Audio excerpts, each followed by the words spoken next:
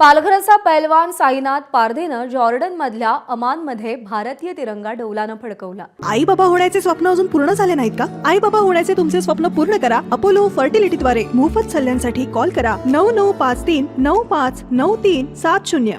त्यानं 17 वर्षांखालील वयोगटाच्या जागतिक ज्युनियर कुस्ती स्पर्धेमध्ये कांस्य पदकाची कमाई केली। साईनाथ पारधेनं ग्रीको रोमन प्रकाराच्या 51 किलो वजनी गटात ही कामगिरी बजावली आहे।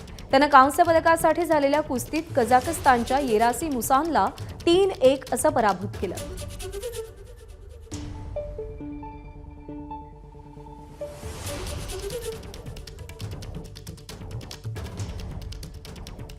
तर पालघरच्या पैलवानानं जॉर्डन गाजवलंय। पुण्यातल्या जाणता राजा केंद्राच्या तालमीमध्ये साईनाथला नवे डावपेच शिकण्याची संधी मिळाली।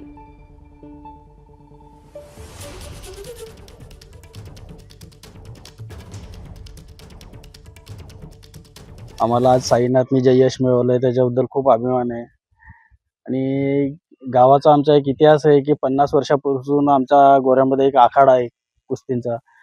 आज आम्हाला अभिमान वाटतो की साईनाथने आज एवढं मोठं यश मिळवलं। आमच्या गावाबद्दल आमच्या पूर्ण गावाचं त्याच्याबद्दल खूप सहानुभूती आहे। सर, साईनाथ पारधी हा अतिशय गरीब कुटुंबातला शेतमजुराचा मुलगा आहे। आदिवासी कुटुंबातला होता। आमच्याकडे तो इयत्ता 7वी पर्यंत शाळेत होता आणि त्याला पहिल्यापासूनच कुस्तीची खूप आवड होती। आमच्या शाळेत आम्ही साध्या मातीवर त्याला कुस्ती घ्यायला शिकवलं। पहिलं तर तुमचं अभिनंदन। आणि तुमच्या मुलाने कुस्तीमध्ये जागतिक लेवलला कांस्य पदक मिळालं, काय वाटतं तुम्हाला?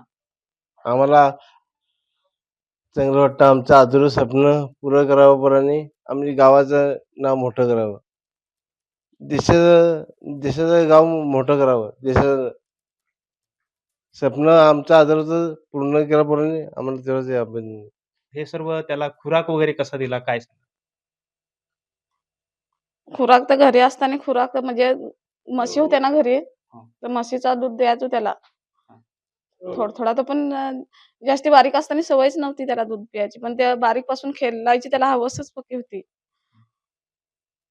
व्यायाम करायचा, रोजचे व्यायाम करायचा। इथं व्यायामशाळा आहे ना, तिथं पण जायचा। लहान असताना तरी त्याला मोठी पोरा घेत नाही ना का बारीक आहेस तू, लोखंड पडला काय पडला तरी पण तो व्यायाम करायला जायचा। म्हणतो ना, वाळूचे कण रगडता तेलही गळे, तशा पद्धतीची त्याने मेहनत करून आज त्यांनी हे कांस्य पदक जिंकलंय। त्यामुळे सर्वच ह्या भागातील जे आहेत ते आनंदित आहेत, मात्र कुटुंबीय त्याच्याने भारावून गेलेत। संतोष पाटील, एबीपी माझा, पालघर। एबीपी माझा, उघडा डोळे बघा नीट।